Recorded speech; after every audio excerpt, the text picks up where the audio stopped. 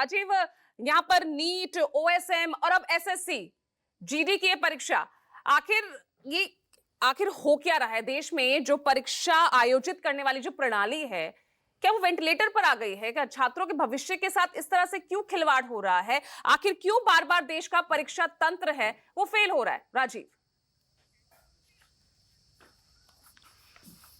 देखिए पूजा, ये हद है। और ये जो परीक्षा कराने वाली संस्थाएं हैं, ये छात्रों के सब्र का इम्तिहान ले रही हैं। और ये एक ऐसी समस्या के तौर पर ये आ रहा है।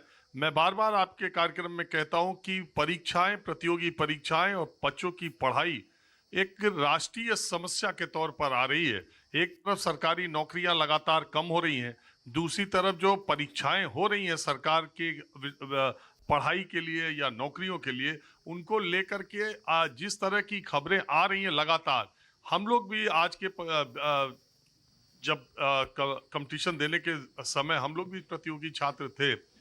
प्रतियोगी छात्र एग्जाम देने जाता था तो उसे कभी जिंदगी में सपने में भी ये सोच में नहीं था कि पेपर आउट हो जाएगा, या 200 लोगों का परीक्षा केंद्र है तो वहां 500 लोग पहुंच जाएंगे, परीक्षा केंद्र को तोड़ा फोड़ा जाएगा। ये तब का जमाना था जब इतना कम्युनिकेशन नहीं था, और तब का जमाना था जब इंटरनेट नहीं था और तमाम चीजें थी। अब ये जैसे जैसे व्यवस्था कहते हैं कि फुल प्रूफ होती जा रही है, वैसे वैसे छात्र, आज के हिंदुस्तान का छात्र, चाहे वो नीट की परीक्षा देने जा रहा हो, चाहे जेई की परीक्षा देने जा रहा हो, या किसी नौकरी की परीक्षा देने जा रहा हो, आज का छात्र जब घर से निकलता है तो उसके पेरेंट्स और उसके दिमाग में यही रहता है कि जो वो पेपर देने जा रहा है, उसके पेपर देने से पहले ये पेपर लीक ना हो गया हो। एग्जाम दे के निकलता है तो सबसे पहले घंटे 2 घंटे यही देखता रहता है कि कहीं पेपर तो नहीं लीक हुआ, कहीं इस तरह की कोई खबर तो नहीं आई है। अब आप देखिए, परीक्षा केंद्रों पर बुलाए 1000 लोगों बैठने की व्यवस्था 300 लोग 400 लोग की थी। और ये सब तब हो रहा है जब नीट पर पूरी दुनिया में, पूरे देश में हंगामा मचा हुआ है नीट की परीक्षा को लेकर। अभी वो जांच सीबीआई कर ही रही है, तब तक एक नया मसला आ गया सामने। तो इससे हम सीख क्या रहे? ये परीक्षा संस्थाएं, कराने वाली संस्थाएं सीख क्या रही? और इस तरह से जो छात्रों का गुस्सा आप अभी देख रही हैं, तोड़ फोड़ तो खैर उतने बच्चे आए थे और उनको एग्जाम देने का मौका नहीं मिलेगा। अब फिर कहा जा रहा है कि 31 मई से, और सबसे बड़ी बात एसएससी के चेयरमैन मान भी रहे कि 3000 छात्रों के साथ घोर अव्यवस्था हो गई और 3000 छात्रों को 31 मई के पहले फिर हम एग्जाम दिला लेंगे। देखिए, एग्जाम देना कोई खाना बनाना नहीं है कि आपने खाने में नमक ज्यादा डाल दिया या आज अभी नहीं बना तो ठीक है शाम को इसको सही कर देंगे, थोड़ा पानी मिला देंगे, थोड़ा गाढ़ा कर देंगे।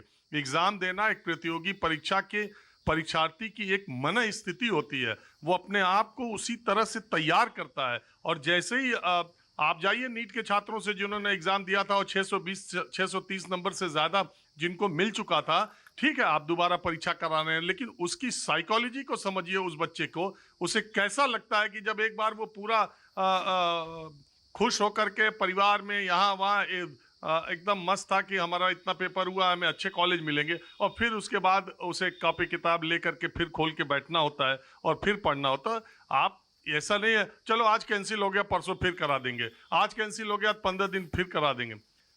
परीक्षा लीक करने वाले जिम्मे, अभी इसी एसएससी का अभी जो खबर आ रही है, नोएडा में गिरफ्तार हुए हैं पर्चा लीक करने वाले, रांची से कुछ गिरफ्तारी की खबरें आ रही हैं। जब तक ये जो रैकेट है इसका खुलासा नहीं होगा और इतनी कड़ी सजा नहीं मिलेगी कि आने वाली पुश्तें इनकी कांप जाएं, तब तक ये जो रैकेट है ये खत्म होने वाला नहीं है। इसमें बहुत ज्यादा पैसा इन्वॉल्व है और ये छात्रों के भविष्य के साथ बहुत बड़ा खिलवाड़ है।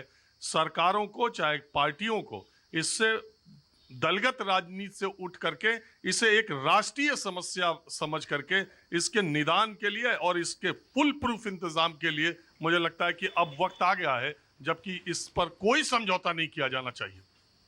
बिल्कुल, यहाँ पर कोई समझौता नहीं हो सकता क्योंकि सीधे सीधे हमारे देश के नौनिहालों का भविष्य इससे जुड़ा हुआ है।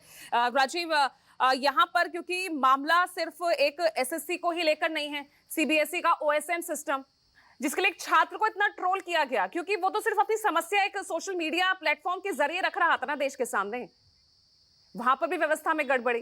मतलब स्टूडेंट्स भी अब इस सिस्टम की मार का पूरा शिकार हो रहे हैं। अरे उसने सिस्टम पे सवाल उठाया तो उसको कहाँ से ओरिजिन उसका पाकिस्तान और कहाँ खोजा जाने लगा।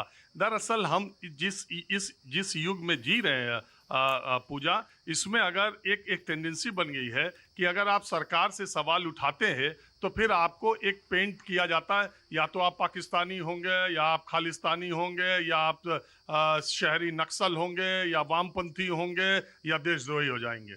सरकार से सवाल न पूछे, चाहे वो 16 साल का बच्चा हो, चाहे 100 साल का आदमी हो। अगर उसने सवाल पूछा तो उसकी ओरिजिन, उसका बैकग्राउंड, वो कौन है, ये ज्यादा है। सवाल उसने जो पूछा उसका जवाब देने के बजाय आप अगर इनमें फंसे रहेंगे तो ठीक है, ये भी कुछ दिन चलेगा, लेकिन सच्चाई उसको किसी भी पर्दे में रखा नहीं जा सकता बहुत देर तक, और वो सामने आएगी ही आएगी। अभी आपने देखा, अगर ऐसे ही होता रहा तो युवाओं का गुस्सा दिख जाएगा, उस बहुत दिन तक रुकने वाली बात नहीं है। अगर छात्रों का बताइए, मैं कहाँ का किस किस स्टेट की बात करूं, जाके देखिए प्रतियोगी परीक्षाओं की तैयारी करने वाले जो लड़के रांची में रहते हैं, जो लड़के पटना में रहते हैं, जो इलाहाबाद प्रयागराज में रहते हैं, जो यहाँ करोल बाग और राजेंद्र नगर और मुखर्जी नगर में रहे, उनके पास आप जाकर के देखिए, एक एक सरकारों में 5-5, 6-6 साल से कोई वैकेंसी नहीं आई।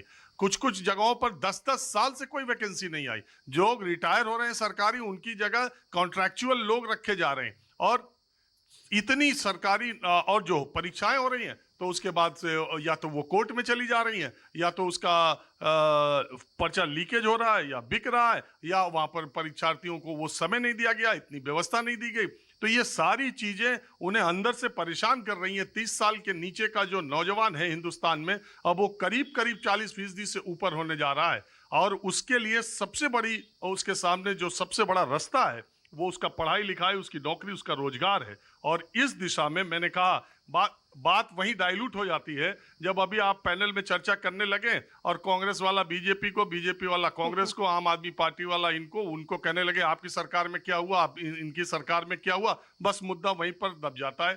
फिर वो नौजवान जो है, उसको अगर आप हिंदू मुसलमान में बांट देते हैं, अगर आप उसको अगड़ा और पिछड़ा में बांट देते हैं, और उसको जाति में और धर्म में बांट देते हैं, तो नौजवान की समस्या पर आप बात नहीं करते, उसको तुरंत बहुत आसानी के साथ एक मोड़ दे देते हैं। तो बात बहुत दिनों तक इसको मोड़ नहीं दिया जा सकता, मेरा सिर्फ ये कहना है।